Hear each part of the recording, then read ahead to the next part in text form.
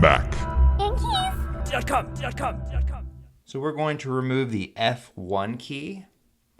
Now you take your tool, place it just underneath the bottom edge of the key, and just slowly wedge it up until it completely snaps off.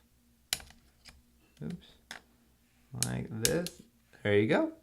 Very easy to remove. So now you've removed your F1 key. So now we're going to remove the plastic bracket.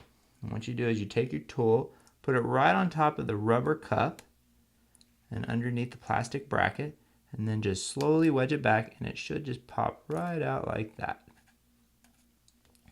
And you have removed your plastic bracket. Now we're going to install your new plastic bracket.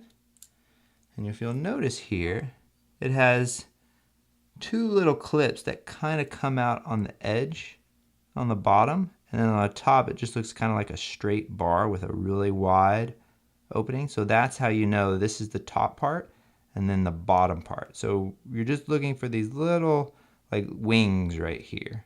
That one seems to continue on straight. So you want the wings on the bottom.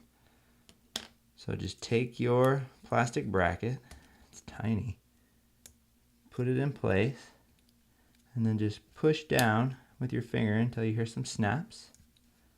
There you go, you've installed your plastic bracket. Now take your replacement F1 key and just put it right on top, and we're going to push down until we hear several snaps. And then you test it, and you have installed your F1 key. Back. Keys.com.